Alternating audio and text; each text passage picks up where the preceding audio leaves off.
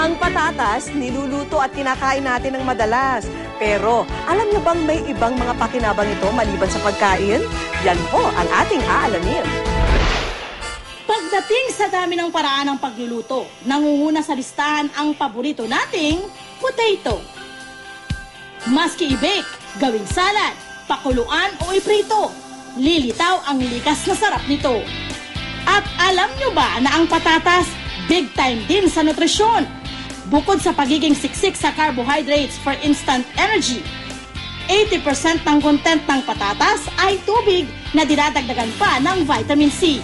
Pero ang powers ng patatas, aba, hindi lang pala sa pagluluto, bumibida. Pagdating sa pagkain, talagang bongga ang patatas. Pero alam nyo ba, na bukod sa pagkain, may itinatagong powers. Ang potato, ang patatas na star ng kusina, pwede rin palang gamitin sa pagpapaganda. Aba, alam nyo ba, sa mga nag-makeup dyan, gaya ni Pam, nakasama natin yan dahil siya po ay artista. Alam mo ba, Pam, na pwedeng pangtanggal ng makeup para sa makapit na makeup sa mukha?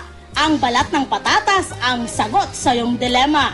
Yung inner niya, di ba, medyo may ano yun eh, may parang basa-basa. Yun ay ipupunas mo sa yung face. Kaya ngayon, meron tayong medyo nahiwa ng kaunti. Oh. Okay. So, Ano lang, ikot-ikot lang. Tapos guys, iwan nyo lang po ng 1 minute. Babad nyo lang ng konti kasi palalambutin niya yung makeup sa yung face.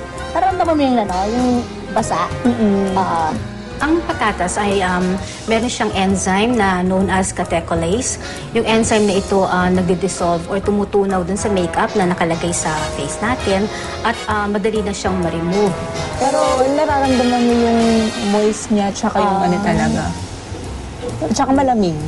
Okay guys, ayan, sa wakas, natanggal na rin natin yung ating, di ba yung kanyang mga fondasyones dito sa kanyang mga cheeks. Oh, ayan, wala na. Tsaka, in fairness, ang lambot ng kanya. Parang nagpa-facial lang. Beautiful. Patuloy ang power sa pagpapabeauty ng patatas dahil nakikipagsabayan din ito sa pagpapaputi ng mukha. Kailangan lang natin, syempre, ito, grater. Okay. Ipahid lang ang grated na patatas sa mukha. Ang patatas kasi rich in vitamin C and other bleaching agents. So pag in-apply siya sa mukha, nag-work siya dun sa skin at meron siyang lightening effect. Pagkatapos maghilamos, gamitin ang natirang patatas bilang facial mask. Ibaba dito ng 30 minutes. Nako, magkiklear ang skin mo at bukod sa magkiklear, Pam, mag-glow pa siya. Ang isang advantage ng potato peel ay ito ay safe, ito ay natural, at wala siyang mga harmful chemicals. Kaya naman, kung araw-arawin itong beauty regimen, siguradong mapapag-goodbye ka na sa mga blemishes at mga dark spot sa iyong mukha. Hi, Nay! Kamusta kayo? Ano nangyari sa inyo? Ay, nauntog kayo. Di ba, Leho? Meron akong pang gamot dyan sa inyong nauntog na ulo. Ang patatas, pag nabuhal na natin, mas mabilis siya mag-absorb ng water at saka ng lamig kasi mas iwaiwalay na yung kanyang laman o yung molecules niya. Kumpara sa yelo, mas effective daw na cold compress ang patatas. Mostly ang component niya rin is water. So mabilis siya mag-absorb ng water. So hindi agad siya katulad ng ice na natutunaw pag ginamit natin cold compress. So very good siya. Nagkikip siya ng cold longer than the ice. Kung panalo ang patatas as cold compress, aba, winner din ito as hot compress. Pakuluan lang ang patatas. Hanguin ito at ibalot sa tela o katsa. Hot water kasi sobrang init, nakakapaso. At pag hindi naman masyado mainit yung tubig, mabilis din siyang lumamig. Pero ang patatas, hindi, dahil nga dun sa starch content. Ayan, nanay! Nagamot na yung nauntog yung ulo, no? Ngayon, meron naman kayong paso dahil naman sa pagpiprito. Oh. This time naman, meron tayong potato paste. Para sa inyong mga skin burn, magdikdik lang ng patatas at lagyan ito ng konting tubig. Ipahid ang potato paste sa napasong balat. Ang effect kasi nito is meron siyang natural moisturizer para dun sa wound at meron siyang antibacterial na effect.